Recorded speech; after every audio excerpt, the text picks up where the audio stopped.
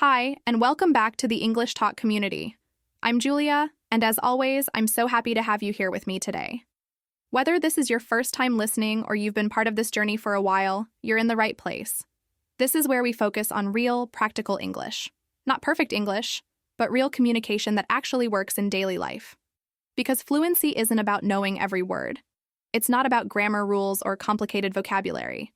Fluency is about feeling comfortable expressing yourself, understanding others, and being understood. And one of the most powerful ways to move toward fluency is by learning phrases in context. Let me ask you something. Have you ever studied an English phrase, repeated it several times, maybe even wrote it down and practiced it, but when the moment came to use it in real life, your mind just went blank? You froze. The phrase was in your head, but suddenly it didn't feel natural to say it. Maybe the situation felt different from how you imagined it, or the words didn't seem to match the tone or moment. If this has happened to you, you're not alone. It's actually very common. And the reason it happens is because we often learn phrases without context. We see them in a book or on a list. But language doesn't live on a list. It lives in situations, in real conversations, in emotions, reactions, and intentions. That's why, in this episode, we're focusing on a different way to learn and remember useful phrases. I want to help you see how learning phrases in real-life situations changes everything. Because when you learn a phrase inside a story, inside a scene that you can imagine, you don't just memorize the words, you connect them to meaning, to feeling, to people. And that's when language becomes something you can use with confidence. Today we'll explore stories from people in different countries who are on their English journey just like you. You'll hear how learning in context helped them go from awkward silence to natural, confident responses. These stories are based on real challenges that learners face. You'll hear about moments at cafes, in meetings, in small talk situations, and in everyday conversations. I'll break each one down to show you how the context shaped the language they used and how you can use those same phrases in your own life. Now, before we begin, I want to set the tone. This podcast is not about being perfect. It's not about trying to speak like a native speaker. It's about connecting, about finding your own voice in English, and about building your confidence, one small phrase at a time. If you've ever felt nervous about speaking, or worried that your English sounds too formal, too simple, or even too robotic, then this episode is especially for you.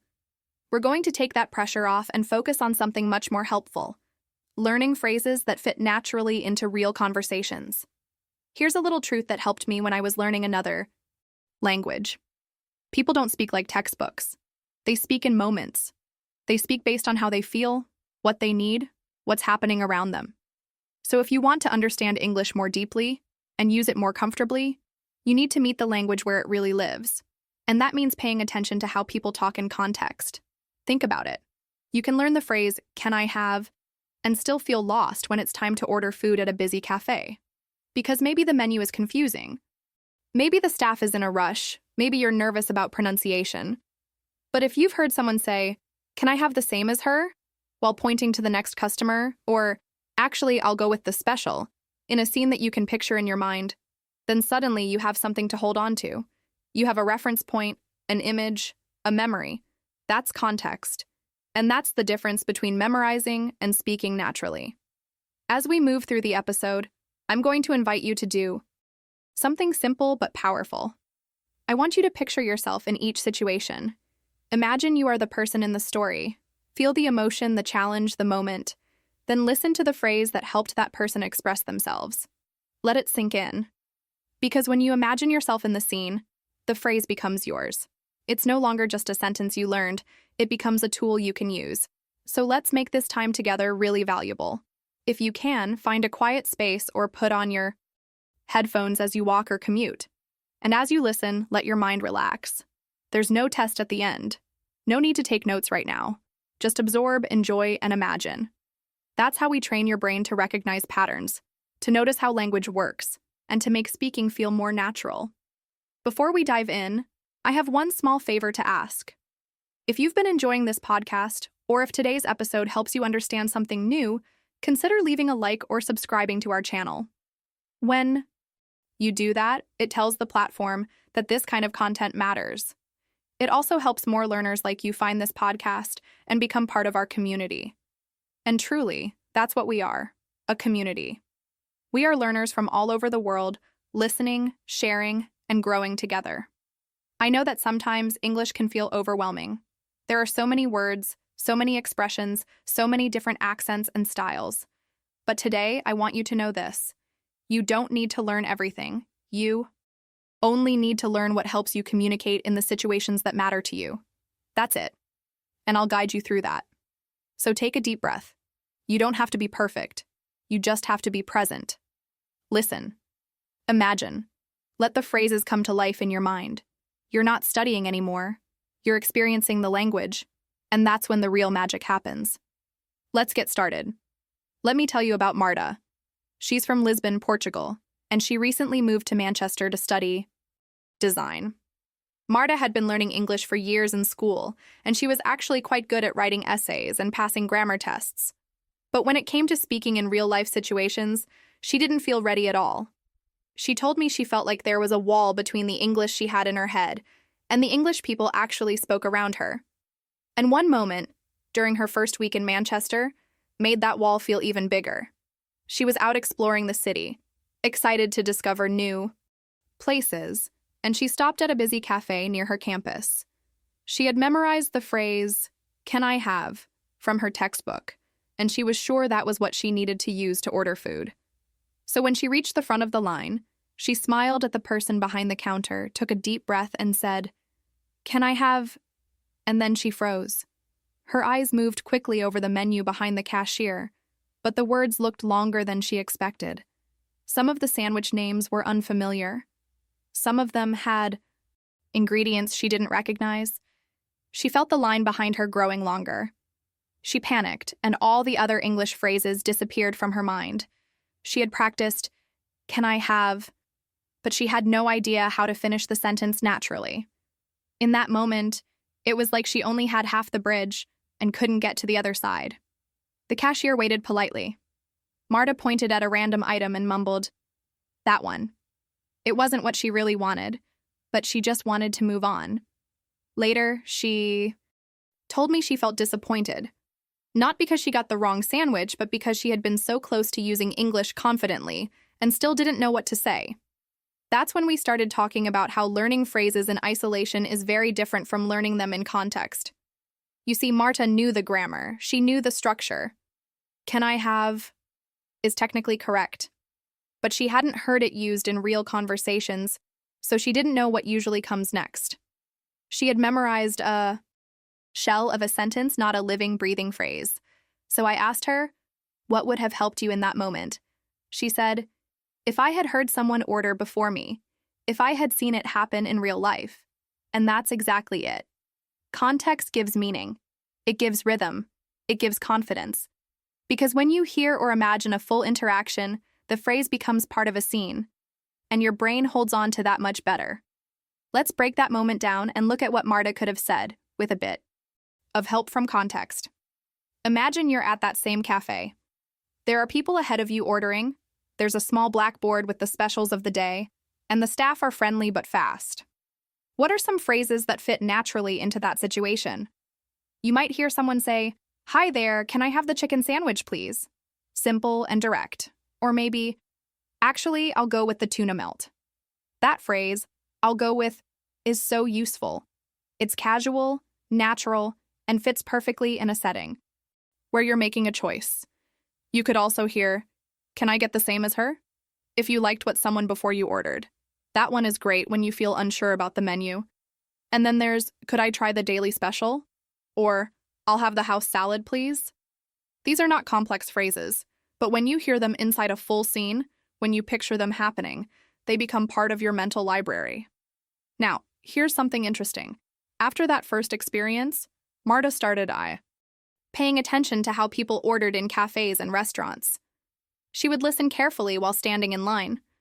She noticed the words people used, the tone of voice, even the pauses. She told me, "It's funny, once I heard someone say, 'Actually, can I change that to oat milk?' And I realized that 'actually' is a really common way to soften your sentence." That discovery came from observation, not from a textbook. So she started practicing those phrases, not as single expressions, but inside imagined scenes.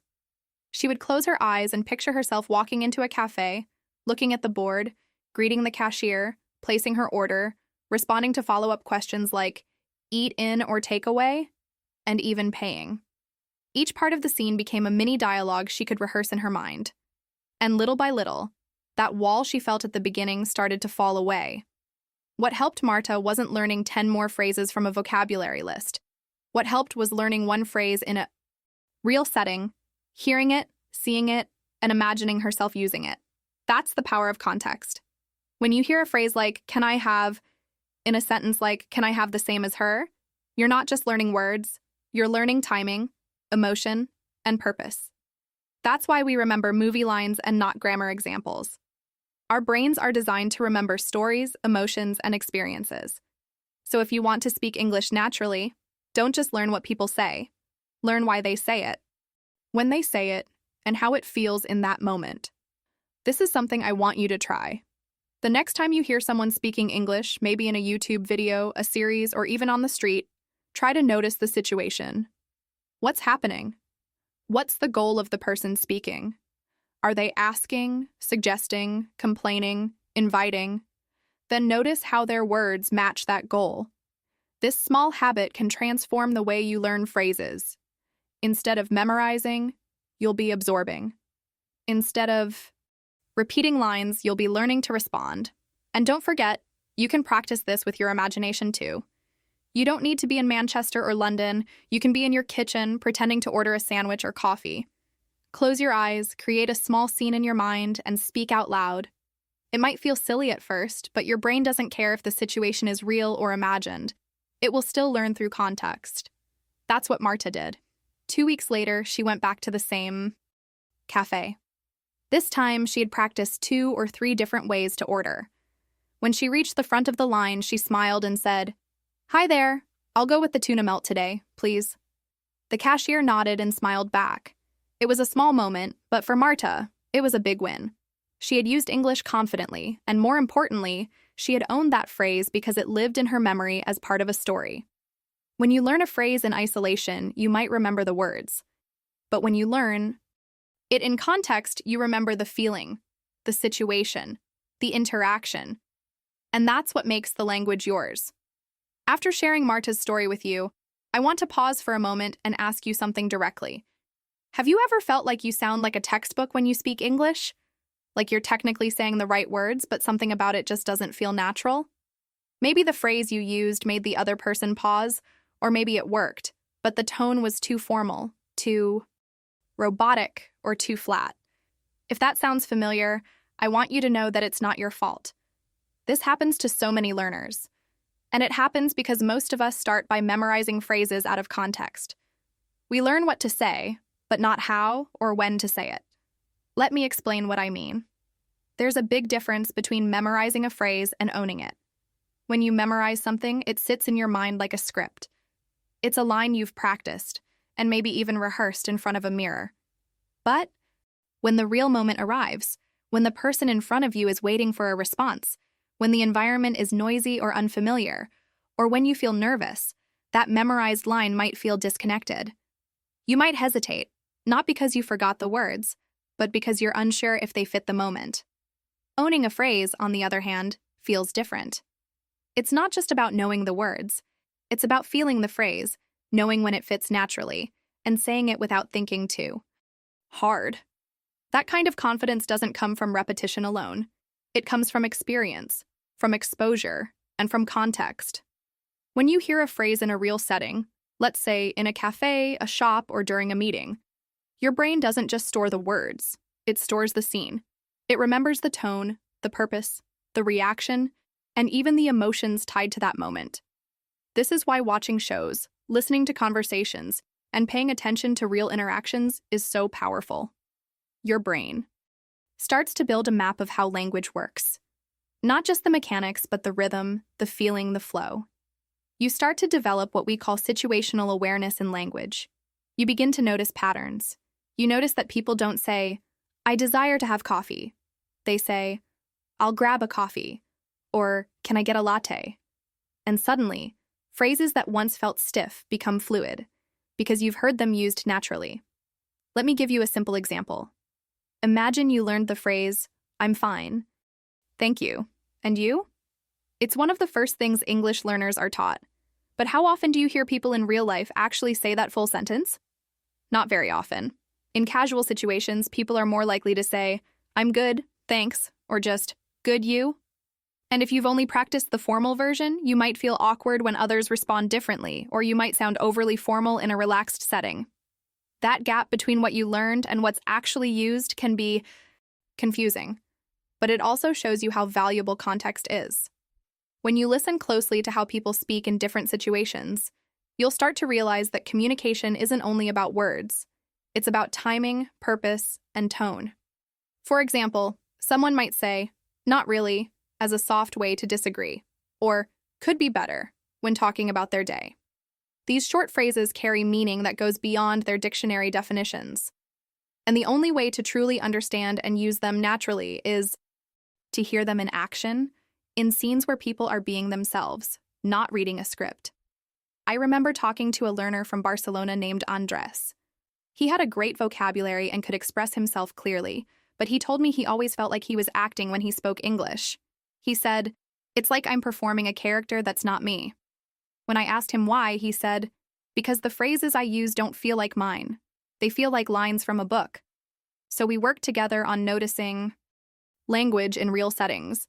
He started listening to short interviews, sitcoms, even customer service calls, and every time he heard a phrase that felt real, that felt like something he might say in his own language, he wrote it down, not just the words, but also what was happening in the scene. Within a few weeks, his English began to shift. He no longer said, "I do not agree with you," which he had memorized from a textbook. He started saying, "Yeah, I'm not so sure about that," or "maybe, but I see it a bit differently." These were phrases he had picked up from watching people actually disagree in polite conversation, and they became his, not because he forced them, but because he recognized them as useful, real, and true to the situation. So here's something you can start doing today. The next time you watch something in English, maybe a series on Netflix, a video on YouTube, or even this podcast, try to focus not just on the words, but on the situation. Ask yourself, why did the person say that? What were they trying to do? Were they asking for help, making a suggestion, inviting someone in, ending a conversation? Understanding the why helps you choose the right how. And pay attention to when things are said. Timing matters in communication. Think about the difference between saying, "That's interesting," at the start of a meeting versus saying it after someone shares a difficult story. Same words, but very different effect. The more you notice these moments, the more you'll develop a natural feel for when to use certain phrases and when to choose something else. Another important detail is tone. A phrase like, "Are you serious?" can mean very different things depending on how it's said. It can express surprise, doubt, or even frustration. When you memorize a phrase without hearing it in a real voice, you miss all that hidden meaning. That's why listening to real conversations and repeating the phrases with the same tone and rhythm is so helpful. It teaches your mouth and your mind to work together. You can also practice this on your own by shadowing. Shadowing means repeating what you hear as closely as possible in real time. You can find a short video clip, listen to a few lines, and try to say them out loud exactly as the speaker does. Focus on the intonation, the pauses, the stress. This kind of practice takes you beyond memorization and moves you into fluency. It builds that muscle memory that allows you to speak without overthinking. And here's something else I recommend. Keep a context notebook. Not just a vocabulary notebook, but a place where you write down the phrase, the situation, and the feeling. For example, phrase, "I'll go with the salad." Situation, ordering food at a cafe. Feeling, making a quick decision without pressure. Doing this turns language into experience. It helps your brain store the phrase in a way that's useful, not just correct. You're not just studying English anymore, you're living it. When you move from scripts to spontaneity, you stop thinking in categories like present perfect or past continuous, and you start thinking in moments. You don't worry about grammar rules while ordering a sandwich. You focus on the interaction. You don't calculate tenses during small talk. You respond based on how you feel and what makes sense in the flow. That's what natural speakers do, and that's what you're learning to do too. You're building something that goes deeper than memorization. You're building instinct. You're training your ear, your voice, and your awareness all at once. And the more you do it, the more confident you become. Not because you know every word, but because you know how to listen, how to respond, and how to stay present in the conversation. Let me introduce you to Matteo. He's from Milan, Italy, and he works as a software engineer for an international company with its headquarters in Berlin. Matteo is smart, focused, and loves solving problems. He speaks English. Well, technically. He studied it at school, practiced reading and writing online, and even watched tutorials in English to improve his vocabulary for work.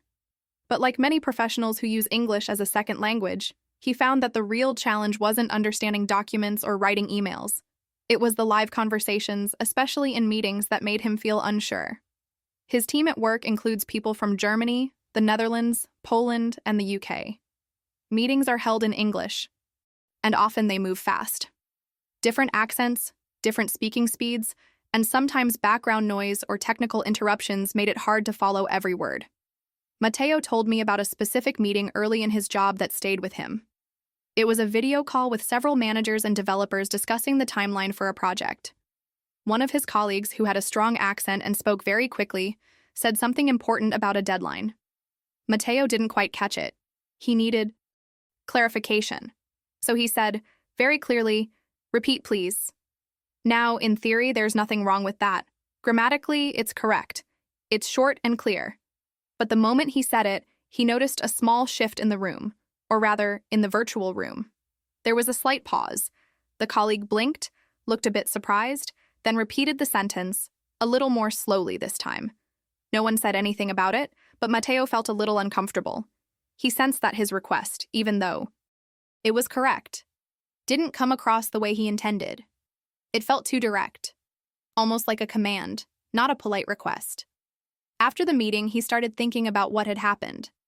Why did a simple phrase make the atmosphere feel tense? Why did it feel awkward, even though he had used English correctly? He started to pay attention to how others in his company asked for clarification. That's when he noticed something important. People rarely said just repeat. Instead, they used softer, more natural alternatives, phrases that made the conversation feel smoother, more cooperative, and less abrupt. Matteo began hearing things like, "Sorry, I didn't catch that. Could you say it again?" Or, "Would you mind repeating that part about the deadline?" Or even just, "I missed the last bit. Could you go over it one more time?" These weren't just longer sentences. They had a tone of respect, a rhythm that matched the flow of conversation, and a subtle sense of collaboration. Instead of sounding like a command, they sounded like two people working together to make communication clear. This was a turning point for Matteo. He realized that in professional settings, the way you say something can matter just as much as what you say. When you ask for clarification, you're not just requesting information, you're also sending a message about how you relate to the other person. A soft, polite phrase shows that you respect their time and effort. It keeps the atmosphere positive and supportive, especially in multicultural environments where tone and intention carry a lot of weight. So Matteo began practicing new ways to ask for clarification. At first, he wrote down a few sentences and practiced them at home. "Sorry, could you repeat that? I didn't quite get that. Can you say it one more time? Would you mind going over that again?" Then he took it one step further. He started imagining different workplace situations, calls with clients, technical meetings, daily stand-ups, and practicing those phrases in context. He didn't just repeat them like a robot. He imagined the situation, the other person's voice, the timing of the conversation. And little by little, those phrases became his. I remember when he told me, "I don't feel nervous anymore about asking someone to repeat something. I know how to do it in a way that keeps the flow going." That's the kind of progress that doesn't always show up in a language test, but it changes everything in real life. Let's take a moment to talk about why this matters. In English, especially in professional settings, we often use softeners, words or phrases that make requests feel more polite, more respectful, and less like an order. Phrases like, would you mind, or could you, or I'm sorry, but are all examples of this. They're not required, but they help maintain positive relationships and make conversations more cooperative. Compare these two sentences. Repeat. Sorry, could you repeat that part about the new feature? The first one is fast and efficient, but in many workplaces, especially international teams where cultural sensitivity is important, it can come across as a bit cold or even rude, even if you don't mean it that way. The second one, though longer, communicates the same idea while also showing that you're trying to keep things friendly and respectful.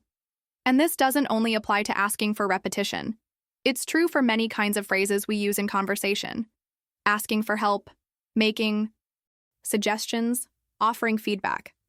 The tone we choose can make the difference between a smooth interaction and an uncomfortable one. What Matteo learned is something I want to share with you too. You don't have to use perfect English to sound professional.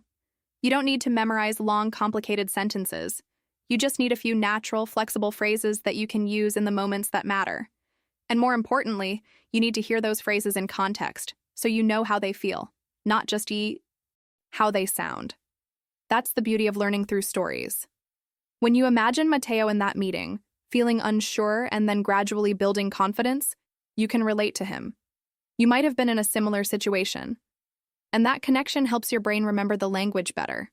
You're not just learning a phrase, you're learning how to use it, why it matters, and how it feels in the moment. Here are a few useful phrases you can start using right away when you don't catch what someone said. Sorry, I didn't quite catch that. Can you say it again?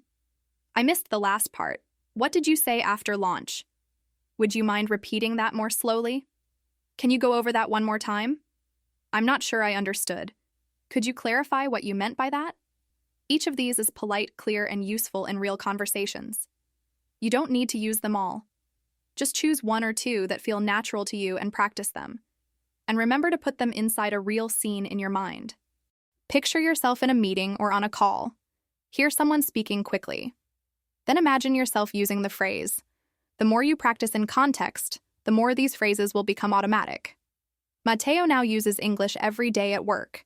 He still encounters fast talkers and moments of confusion, but he no longer freezes. He knows how to stay present in the conversation, how to ask for clarity without feeling embarrassed, and how to keep things flowing. That's not just about language. That's about communication. And it's something you can build, one phrase, one situation, one story at a time. Let's shift the focus now to something very practical, something you can apply right after this episode. I want to talk about how you build memory when learning English phrases. A lot of learners make the same mistake in the beginning. They try to memorize long lists of expressions without any context. They write down 10 or 15 phrases, repeat them over and over, maybe even test themselves, and then feel frustrated when they can't remember those phrases later, or when they freeze in real conversations. If that has happened to you, don't worry. It's not about your memory. It's about how your brain works with language. Our brains are not designed to hold on to random words and expressions like data on a spreadsheet. They're designed to understand experiences. That means we remember better when we connect language to a scene, a purpose, a feeling. And that's exactly why learning with mini scenes is more powerful than memorizing word lists. Let me explain what I mean by a mini scene. A mini scene is a short, specific moment in daily life where you need to communicate something. It could be calling to make a doctor's appointment. It could be asking for directions to the train station.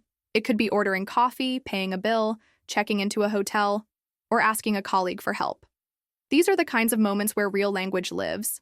The more you focus your learning on these moments, the more naturally your English will grow.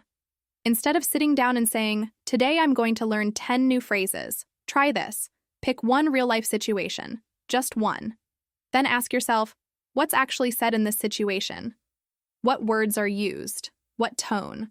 What questions are common? What answers are expected? For example, imagine you're calling to make a dentist appointment. That's your mini scene. You don't need to memorize 20 phrases. You just need 2 or 3 that are likely to come up. You might hear her say, "Hi, I'd like to make an appointment, please. Do you have anything available next week? What times do you have on Friday?" Now, instead of learning those sentences by heart, picture yourself in the call. Imagine you're holding the phone. You hear the receptionist answer. You say the words. You hear the reply. You respond. Maybe they ask for your name and you say, "It's Julia Green." Maybe they say, "Morning or afternoon?" And you answer, "Afternoon would be better." That scene might only last 2 minutes in your mind, but your brain will remember it far better than if you had just written down the sentence, "I'd like to make an appointment." When you learn phrases inside a mini scene, your memory links the language to action, to emotion, and to rhythm. It doesn't just store vocabulary, it stores experience. And when you're in a similar situation later, your brain will go, "I've seen this before. I know what to say." Here's another example. Let's say you're traveling in a new city and you need to ask for directions. That's another great mini scene. You could imagine yourself on a street corner, looking a little lost, and someone walks by. You stop them and say, "Excuse me, do you know how to get to the central station? Is it far from here? Should I turn left at the next intersection?" You don't need to memorize all the possible directions or traffic vocabulary. You just need to imagine the flow of a short, polite exchange. And the more clearly you see it in your mind, the more easily your English will follow in real life. Here's why this works. When you attach a phrase to a specific moment, you reduce mental confusion. Your brain doesn't have to search a long list of phrases to find the right one. Instead, it goes straight to the mini scene where that phrase lives. And once you've practiced that scene a few times, it becomes automatic. Another reason mini scenes help is because they reflect real pressure. When we speak English in real life, we often feel nervous.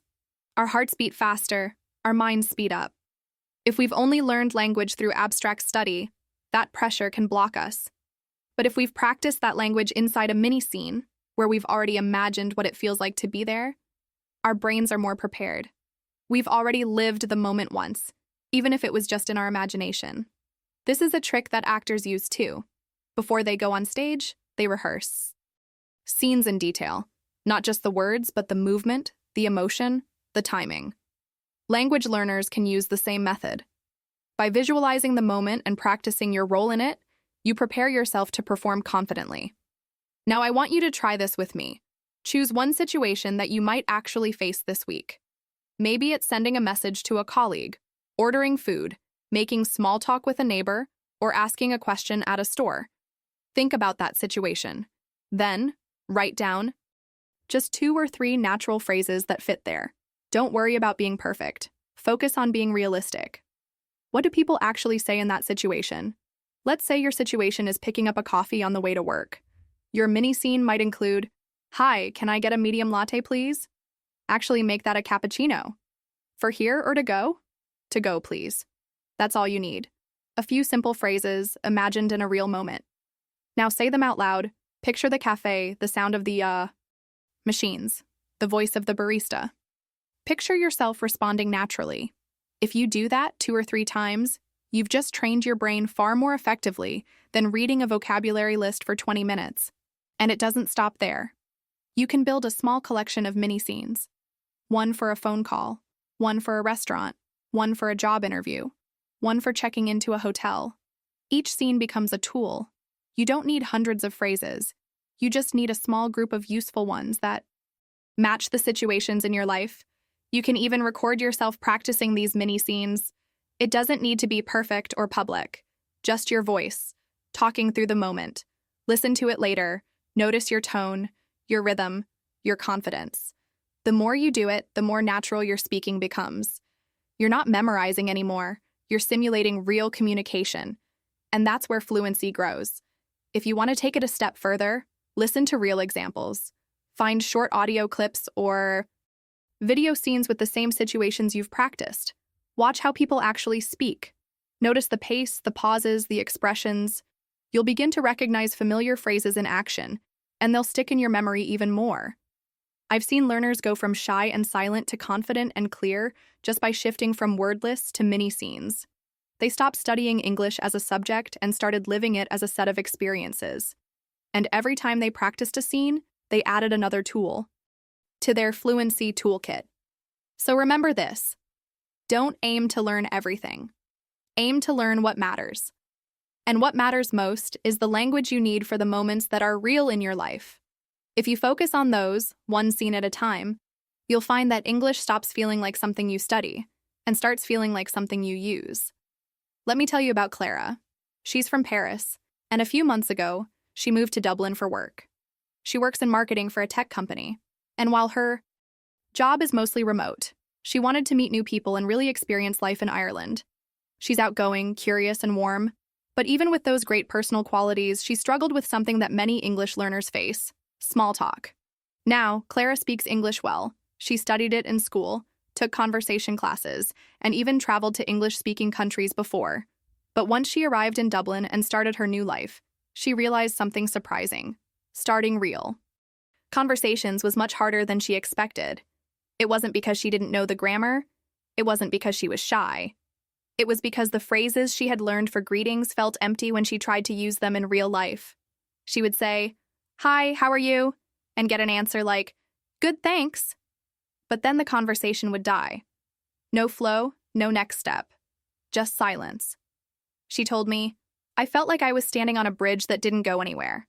The phrases she knew were like doors, but they didn't open unless someone else pushed from the other side. And since she was new in town and didn't have friends yet, she didn't always get that help. She wanted to connect, but she didn't know how to take the next step after that first hello. One place where this happened often was the gym. Clara joined a local fitness center near her apartment. She went in the evenings after work and saw a lot of the same people each week.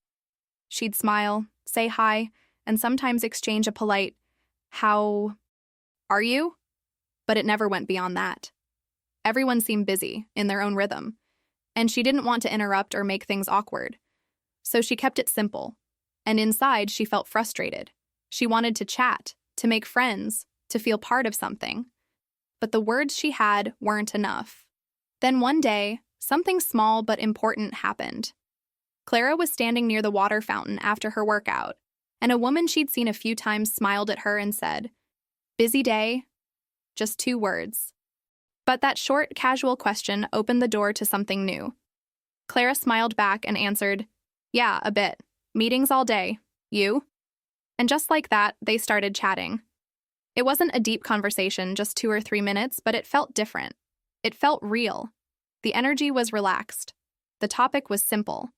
But most importantly, it flowed. That moment showed Clara something she hadn't learned in her textbooks. Small talk isn't about big ideas. It's about little openings, tiny shared experiences. It's about reading the context and using simple phrases that fit the moment. Busy day? Worked because they were both in gym clothes at the end of a workday. It was friendly, casual, and easy to answer. After that day, Clara started listening more carefully to what people said in those kinds of everyday situations. At the gym, in the supermarket, while waiting for the bus, she noticed that most conversations didn't start with, "Let's talk about the weather," or "How was your weekend?" They started with short, casual lines like, "Long day? Nice shoes, are they new? You always come at this time? That machine's always busy, huh?" These weren't complex or formal, but they worked. They were short phrases that fit the situation, and they created space for a response. Clara began collecting these phrases, not in a notebook, but in her mind. She didn't memorize them like vocabulary. She matched them with moments. She imagined herself saying them. She practiced them in her head during her workouts or while walking home. And little by little, she began to feel more comfortable starting conversations. She told me about another time when she saw a guy wearing a t-shirt with a funny slogan. She smiled and said, "That's a great shirt." He laughed, thanked her, and they ended up talking for a few minutes while stretching after class. It wasn't about grammar or pronunciation. It was about noticing something real and saying something small. That's the heart of small talk. It's not a performance. It's not about sounding perfect. It's about noticing something you both share and making a light, human comment. And the magic is, once you say something simple like, "Busy day?" or "You usually come after work?" people usually answer with the same tone. They don't expect a long conversation. But if the moment feels right, it can grow into something more. Let me give you a few more examples that Clara now uses, and you can start using too. "Not bad, you." This is a supernatural way to respond when someone asks, "How's it going?" It keeps the tone casual and friendly, and it invites the other person to share. You always work out at this time? This one fits perfectly in places like the gym, yoga class, or even a coffee shop you visit regularly. It's a soft way to start a conversation without being too direct. Crazy weather today, huh? Yes, weather is still useful, but not as a topic. It's a way to connect through a shared experience. If it's raining hard, or suddenly sunny, this line often gets a smile or a reply. That class was intense, wasn't it? Perfect if you've just finished something like a spin class or workout. It shows you were there, you felt it too, and you're open to a comment. These kinds of lines are not just vocabulary, they're social tools. They make you visible. They tell people, I'm friendly, I'm open to talking. And when you use them naturally, they often lead to real conversation, just like Clara discovered. She told me, once I realized that small talk isn't a test, I relaxed. I stopped trying to sound clever and I started sounding human. That change in mindset is huge. Many learners think small talk is about showing good English. But really, it's about showing yourself, your curiosity, your kindness, your attention to the moment. Now, every time Clara goes to the gym, she has a few go-to phrases ready. But she doesn't force them. She looks around, listens, notices the mood. If someone looks tired, she might say, tough day? If someone's using a machine she likes, she might smile and say, that's the best one, isn't it? These small interactions don't always become full conversations, but they build something important, connection. And that's what English is really for. Not just to pass tests or send emails, but to connect, to be part of the world around you, even in small ways. So if you've ever felt like Clara, stuck at hi, how are you, with nowhere to go, remember this. Small talk is built with context. Look around, match your words to the moment. Say something short, something easy, something real. That's how conversations begin. And the more you practice, the more natural it will feel. Let's get honest for a moment. I want to talk about something many learners forget when they try to sound fluent in English. And that is this: not every phrase is for you. You don't need to speak like someone in a movie or a podcast. You don't need to copy the exact phrases your teacher or your textbook gives you. Why? Because fluency doesn't come from repeating random expressions. It comes from using language that fits your life, your day, your habits, your world. So let me ask you something. Have you ever learned a phrase that sounded great in a lesson, but when you tried to use it, it felt strange? Maybe you memorized something like, do you come here often? Because it was in a small talk exercise, but you realized you don't go to the same places often enough to use it. Or maybe your course taught you how to talk about traffic, but you walk to work and never really need to say those things. That disconnect is important. If a phrase doesn't match your experience, it will always feel a little artificial when you try to use it. That's why today, I want to encourage you to personalize your English. Make it yours. Focus on learning and practicing phrases that match your real life, not someone else's version of life, not a character in a sitcom, and not the example in a textbook. Your life. Let's take a simple example. Earlier in the episode, we talked about Clara at the gym. The phrase busy day worked perfectly for her because she was in that environment, and the people around her shared that same routine. But if you don't go to the gym, that phrase might never be useful for you. And that's okay. There's no universal list of essential phrases that everyone must learn. What's essential is what you'll actually use. Maybe your daily life includes walking your dog in the morning. You see other people walking dogs, or neighbors gardening, or delivery people passing by. That's a real moment with real opportunities for English. In that case, useful phrases might be, morning, nice dog, what breed is he? Is he friendly? Great weather for a walk, right? Now those might seem simple, but if you walk your dog every day and have a few phrases ready for that routine, you'll start to feel more natural and confident. You'll use English in a way that fits your rhythm, and it will stop feeling like something separate from your life. Or maybe you work in a shop or a cafe. You see customers, co-workers, delivery drivers, and tourists. You have dozens of chances to speak English in short, friendly ways. So your personal phrase list might include things like, can I help you find something? Card or cash? Have a good one. Next in line, please. Each of these fits the environment you're already in. You're not forcing English into your day. You're making it part of what you already do. Now, if you're a student who spends a lot of time in libraries or classrooms, your English needs are different. You might want to feel confident asking classmates for help, or speaking with teachers, or even chatting during study breaks. So your phrases might be, "Do you know where I can find this book? Mind if I sit here? What did you think of the lecture?" Again, very different from someone working in retail, or someone working in construction, or someone who's a stay-at-home parent. That's the point. We all live in different worlds, and your English should reflect your world. Let me tell you about a listener I spoke with a few months ago. His name is Luis, and he's originally from Madrid. He works as a delivery driver in Amsterdam. His job involves visiting many offices and residential buildings every day. He told me that in the beginning, he tried to learn the English he found in language apps and courses, but most of it didn't help him. He knew how to talk about sports and movies, but not how to ask someone to sign for a package. So we sat down and made a list together.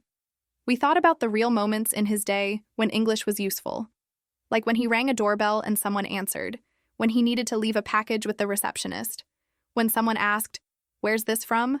or "Can you leave it with the neighbor?" We came up with phrases like, "I've got a delivery for this address. Could you sign here, please?" No one answered.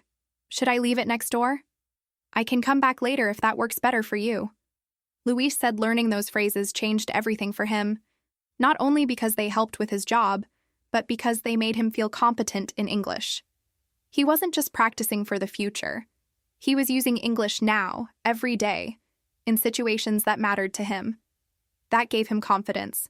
It made him feel like English was a tool he could depend on. That's what I want. For you too. So here's something you can do right now, or right after this episode.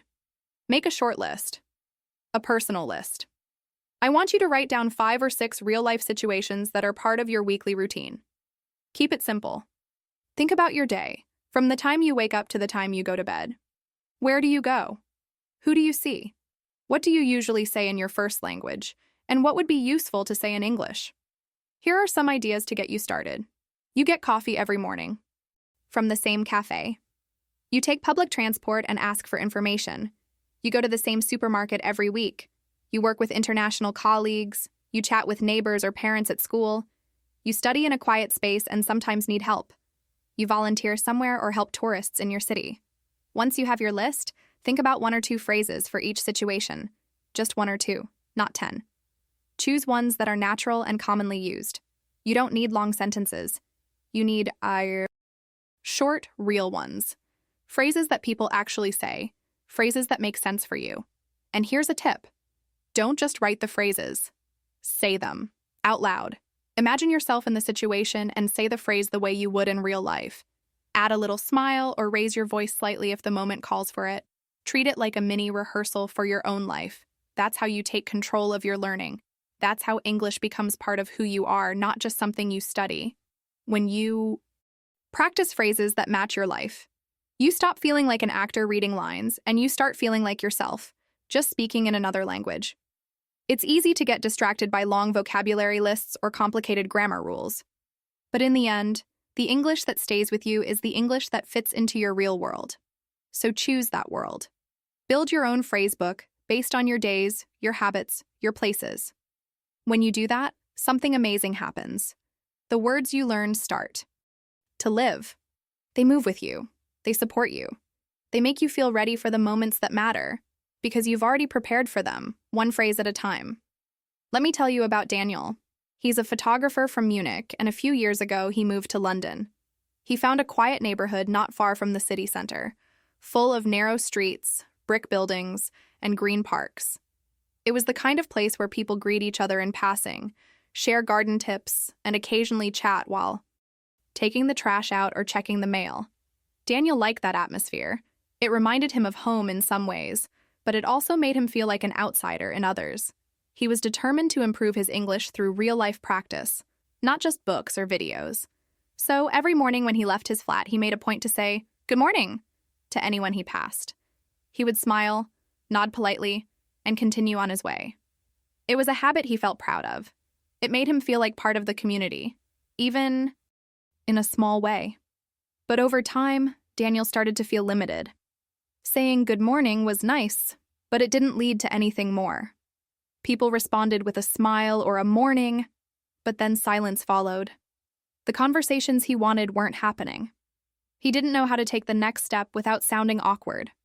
What came after good morning? That was the question stuck in his head. Then one spring morning, something happened that gave him the answer. Daniel was locking his bike outside his building when his neighbor walked by. She smiled and said, "Lovely weather, isn't it?" He froze. It wasn't that he didn't understand the words. He knew what lovely weather meant. He even understood the grammar. But in that moment, something about the phrase caught him off guard. It felt unfamiliar, not in vocabulary, but in tone. It wasn't a question about weather, not really. It was a kind of invitation, a gentle opening. And Daniel realized he didn't know how to respond, so he just nodded and smiled. "Yes," he said quietly. But by the time he opened his mouth to say more, she had already passed. It was such a small moment, but Daniel thought about it all day. He realized that what she had said wasn't random. It was something he'd heard in movies, in shows, maybe even in podcasts. Lovely weather, isn't it? It wasn't a meteorological report. It was a typical friendly way to start a casual conversation. And because he hadn't practiced responding to that kind of line, he missed the opportunity to connect. That day became a turning point for him. Daniel started paying closer attention to the little phrases people used in his neighborhood. Those simple, friendly expressions that didn't require deep topics or perfect grammar. He noticed that, "Lovely weather, isn't it?" was just one of many soft openings. People also said things like, "Can't complain. Fingers crossed it stays like this. About time we had some sun. You never know in London. It could rain in 5 minutes." These weren't phrases he'd seen in language textbooks. They weren't taught in grammar lessons. But they were real. They were part of the rhythm of life in his community. And more than that, they were tools, ways to show friendliness, openness, and interest without needing to dive into a full conversation right away. So, Daniel began to practice. Not just by repeating the phrases to himself, but by putting them into little scenes in his mind. He imagined unlocking his bike, seeing his neighbor, hearing the same phrase again. "Lovely weather, isn't it?" And this time, he imagined himself smiling and saying, "Yeah, finally some sun. Fingers crossed it stays like this." He practiced saying it out loud, alone in his kitchen. He played with his tone, relaxed his voice, tried to make it feel easy. The more he practiced, the less stiff it felt. And soon, the next time a neighbor said something similar, he was ready. He responded naturally. Not perfectly, just naturally. That one. Sentence opened the door to a longer exchange. They talked for a few minutes about how unpredictable the weather had been, then about how quiet the street was lately, then about where he worked. It didn't feel like a performance. It felt like a moment of connection. And that's the power of these small, friendly phrases. They aren't just about weather or timing. They're about invitation. They're a way to say, "I'm open to conversation. I see you. I'm part of this community." And when you have a few of those tools ready, you don't freeze when the moment comes. You step into it with confidence. Here are a few of Daniel's favorite phrases now, and I want to share them with you too. Can't complain. This is a great reply when someone says, "How are you?" or "How's your day?" It's short, relaxed, and shows you're doing fine, even if things aren't perfect. Fingers crossed it stays like this. A lovely phrase to follow any weather-related chat. It's optimistic, and it sounds natural. You never know with this weather. Another classic for small talk, especially if the weather's been changing a lot lately. Morning, looks like a good day. A great way to start a conversation as you pass someone. It opens the door for a short response and maybe a longer chat. What a change from yesterday, right? This works well when the weather has shifted. It connects today with a shared experience from the day before. These phrases are not only helpful, they're also part of the unspoken culture of casual conversation. They don't put pressure on the other person to respond in a deep or serious way. They simply create space. And sometimes that's all you need. Daniel told me something that stuck with me. He said, I used to think I needed to know more grammar to have better conversations, but what I really needed was smaller words, the right small words, at the right time. I love that. Because so often we think fluency is about knowing more vocabulary, more tenses, more complex structures. But in reality, fluency often grows out of the smallest pieces of language, words and phrases that are light, flexible, and tied to the situations we live every day. So if you ever feel like Daniel, like you're stuck at good morning and want to go further, start by collecting a few of these everyday phrases. Think about your neighborhood, your routine, your moments of contact. What do people usually say? What responses would feel natural for you? Then practice those. Not in isolation, but in context. Imagine the moment, feel the timing, speak them out loud, and little by little, they'll become yours. English isn't just for interviews or presentations. It's for the 5 seconds at the mailbox, the 2-minute chat by the elevator, the casual exchange before you go about your day. And when you have the right phrases ready, those small moments become big steps in your fluency. Before we end today's episode, I want to leave you with something personal, something gentle, simple, and powerful. A challenge, but not a hard one. This is a small step you can take starting today that will move you closer to the kind of English that feels real, natural, part of who you are. It doesn't require hours of study. It doesn't need a textbook. Just your voice, your imagination, and one phrase. Here's the invitation. I want you to choose one moment from your daily life. Nothing dramatic, nothing stressful. Just one small situation that happens regularly. Maybe you buy coffee in the Kate morning. Maybe you walk your dog in the park. Maybe you chat with a colleague at work. Maybe you see the same neighbor each afternoon. Think of that moment. Picture it clearly. Now ask yourself, what is one phrase in English that fits that moment? Not a perfect phrase, not a fancy phrase, just a real simple phrase that you might want to say in that situation. One sentence you can practice this week. Let me give you an example. Imagine your moment is buying coffee at your local cafe. You see the same barista every morning. Maybe you usually just say hi and smile. But this week your phrase might be, "How's your morning going?" It's friendly, it fits. It's something real people say. Now here's what I want you to do with that phrase. First, repeat it aloud. Say it with your voice, not in your head. Speak it like you're really saying it to someone. Feel the words in your mouth. Notice how it sounds. You don't need to rush, just say it like you mean it. How's your morning going? Say it. Again, but this time, imagine the moment. Picture the cafe, the smell of coffee, the barista handing you your cup, the sound of other people talking around you. And in the middle of that, you say, "How's your morning going?" You see their smile. Maybe they answer, "Busy but good." And just like that, you've started a real conversation.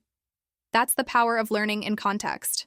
When you attach a phrase to a moment, it becomes part of your experience. It's not just a line from a book, it's yours. Let's try another. Maybe your situation is walking your dog in the park. You see someone else with their dog, and you want to say something friendly. Your phrase might be, "Beautiful day for a walk, isn't it?" Again, very simple. But imagine it. You're holding the leash. The sun is out. Someone smiles at you. You smile back and say, "Beautiful day for a walk, isn't it?" And they nod, laugh, and maybe reply, "It really is." Just like that, you've created connection. Every time you do this, repeat. Imagine, speak. You're building something important. You're not just learning English, you're learning your English. The phrases that match your life, your voice, your rhythm. You can try this with any moment. Maybe you're at work, and you usually just say hi when you pass a coworker. Your phrase could be, "Crazy morning, huh?" Or maybe, "Did you catch the meeting?" Small, natural, real. Maybe you see the same cashier at the store. Your phrase could be, "Hope your day's going well." It's warm. It's easy. And over time, those small words turn into real exchanges. This is how fluency grows. Not in a rush, not in long study sessions, but in short, consistent moments of real contact. One phrase at a time. So here's what I invite you to do this week. Choose one situation, just one. Don't make it complicated. Think about something that already happens in your routine. Then choose one English phrase that fits that moment. Say it aloud. Practice it with feeling. Imagine the scene. And then, when the real moment comes, try it out. You don't need to be perfect. You don't need to say it fast. You just need to be present. Let the phrase come out. Let it connect you to the world around you. You'll be amazed how much confidence grows from this small act. You'll notice your ears tuning into similar phrases when others speak.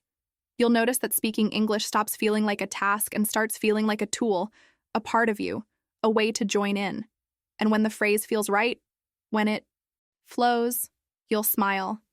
Not because it was perfect, but because it was real. That's what I want for you. That's why we created this podcast, to give you real tools for real life. Not lessons to memorize, but phrases to live. You're not alone on this journey. All over the world, people like you are listening right now. Some are walking to work, some are washing dishes, some are sitting quietly with a notebook. We're all part of this shared effort, to speak, to connect, to grow. And every time you try a phrase, every time you speak English in a way that fits your world, you are making progress. You are moving forward. So thank you for being here with me today. Thank you for listening, for imagining, for repeating those little phrases with me. Every episode, every practice, every step brings you closer to the English that feels like yours. You're not studying English anymore. You're living it, one phrase at a time. And that's where the magic begins.